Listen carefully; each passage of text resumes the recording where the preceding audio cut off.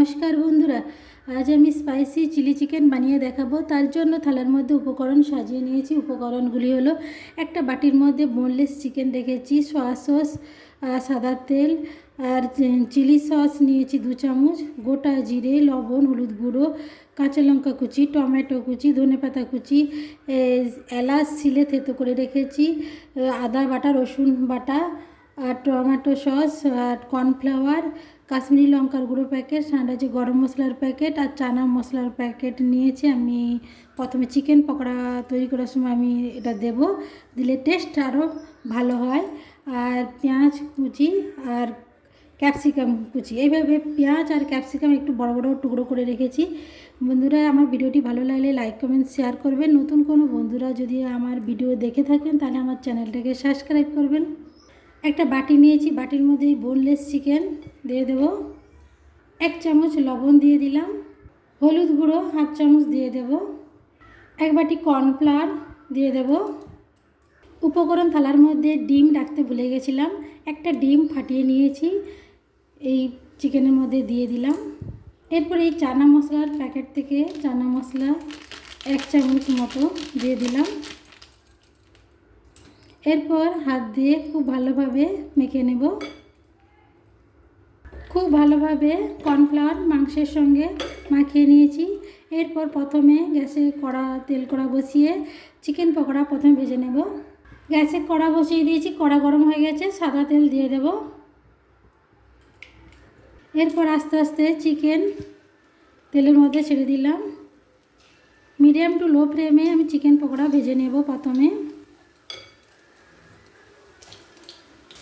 এরপর উল্টে পাল্টে চিকেন পকোড়াগুলো লাল করে ভেজে নেব।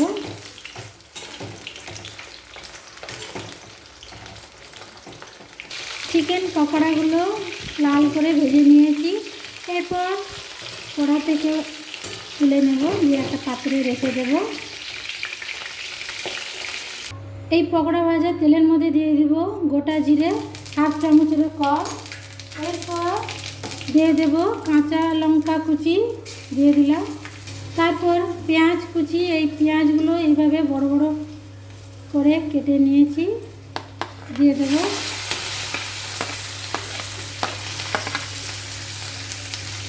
তেলের মধ্যে পেঁয়াজ নাড়াচাড়া করে নেব। এরপর ক্যাপসিকাম এরকম বড় বড় করে কেটে নিয়েছি, দিয়ে দেব।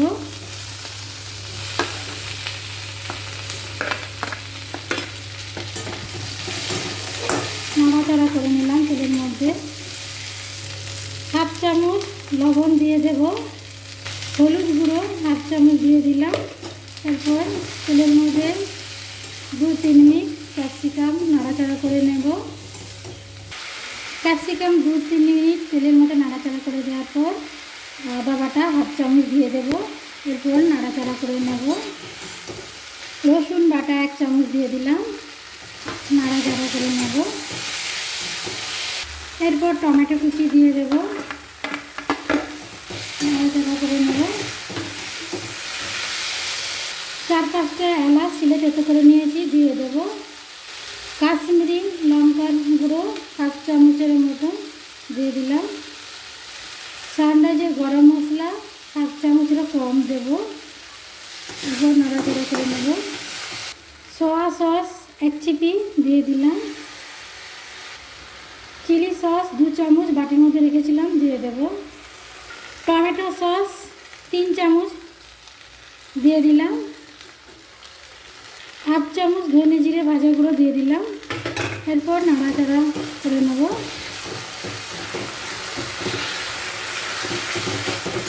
তারপর 1/2 বাটি জল দিয়ে দিলাম,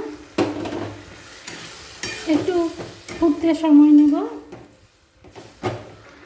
এরপর পকোড়াগুলো কড়াইয়ের মধ্যে দিয়ে দেব।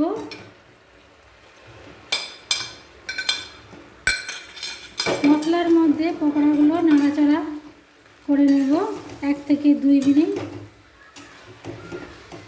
এরপর ধনেপাতা কুচি দিয়ে দেব। হয়ে গেল, কত সহজে বাড়িতে চিলি চিকেন হয়ে গেল। এরপর একটা পাত্রে নামিয়ে নেব। একটা প্লেটে নামিয়ে নিয়েছি।